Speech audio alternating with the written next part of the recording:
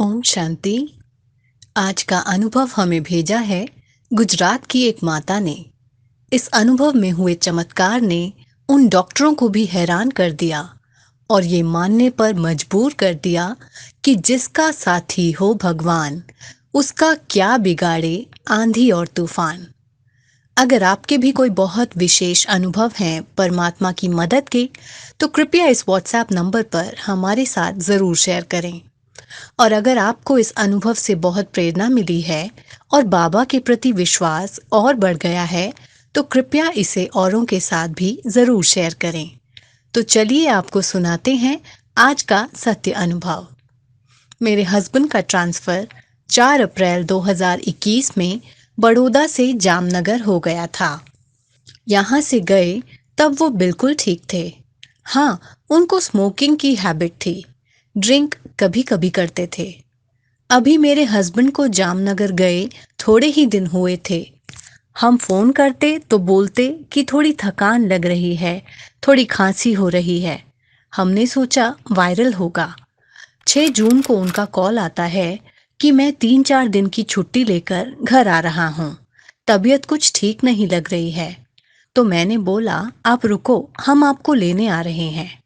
उन्होंने मना किया, लेकिन फिर हमारी जिद के आगे वो मान गए और दोपहर 3 बजे मैं, मेरी बेटी जो फिजियोथेरेपी की स्टडी कर रही है, और उसका एक फ्रेंड, हम तीनों उनको जामनगर लेने के लिए निकले। उस समय हमारे सेंटर पर 7 दिन की भट्टी चल रही थी। मैंने कार में बैठकर भी बाबा की भट्टी ज्वाइन की हुई थी। हम 7 जून को मॉर्निंग में 8:30 तक वापस हस्बैंड को लेकर बड़ौदा आ गए। 10 बजे हस्बैंड को लेकर हम हमारे फैमिली डॉक्टर के पास गए। उन्होंने 2 टेस्ट कराने को कहा और शाम को रिपोर्ट्स लेकर आने को कहा। हम रिपोर्ट लेकर शाम को गए तो डॉक्टर ने कहा, यह सिर्फ वायरल नहीं है, कुछ और भी गड़बड़ लग रही है। कुछ हार्ट रिलेटेड प्रॉब्लम है शायद। और जिसका डर था वही हुआ। उन रिपोर्ट्स को जब सीनियर डॉक्टर को दिखाया तो डॉक्टर ने बताया कि हस्बैंड के हार्ट में छेद है और स्वेलिंग भी है, साथ ही ब्लॉकेज भी है। डॉक्टर ने बोला कंडीशन बहुत क्रिटिकल है, इनके बचने के केवल 25% चांसेस हैं। फिर क्या, मैं तो टूट गई, बहुत रोई और बाबा से झगड़ा किया। मैं बहुत हारा हुआ महसूस कर रही थी। समझ नहीं आ रहा था कि अब क्या करूं। मेरी बेटी ने उस समय मुझे संभाला और कहा, मम्मी, आप क्यों परेशान हो रही हो, रो क्यों रही हो, हमारे साथ तो बाबा है ना। बस फिर क्या, सब बाबा पर छोड़ दिया। अपने सेंटर वाली दीदी को सारी बात बताई। मेरी भाभी, वो भी ज्ञान में है, उन्होंने भी अपनी जानकारी की सभी आत्माओं को योग करने को कहा और साकाश देने को कहा। अब तो सिर्फ बाबा का सहारा था। मैंने बस बाबा को बोल दिया कि आपको ही उनकी सर्जरी करनी है और सक्सेसफुल भी करानी है। डॉक्टर कुछ भी बोले, मुझे सिर्फ आप पर पूरा विश्वास है।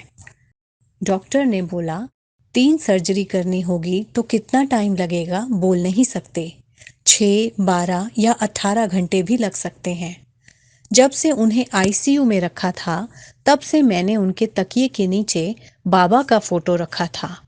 10 जून को जब सर्जरी का टाइम आया तो मैंने डॉक्टर को रिक्वेस्ट किया कि प्लीज आप मेरे बाबा की फोटो ऑपरेशन थिएटर में ले जाएं।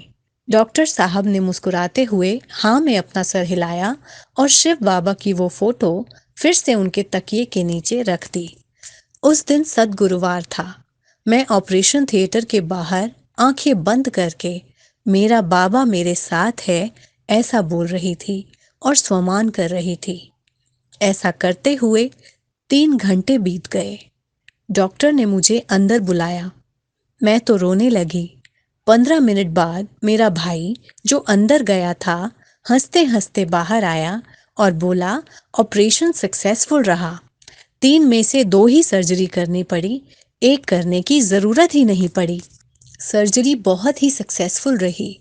मैं तो बस रोए ही जा रही थी और फिर घर जाकर पहले बाबा को भोग लगाया, वही खाया और बाबा को बहुत सारा थैंक यू बोला। मुझे ऐसा लग रहा था जैसे बाबा ही अपनी पूरी टीम को सर्जरी के लिए अंदर लेकर गए थे। मेरे हस्बैंड की सिचुएशन बहुत क्रिटिकल थी। मुझे ऐसा लगता है कि उनका बच पाना शायद असंभव था, लेकिन जो असंभव को संभव कर दे, वही तो मेरा जादूगर शिव बाबा है। मैं दिल की गहराइयों से बाबा का और सब दीदियों का बहुत बहुत शुक्रिया करती हूँ।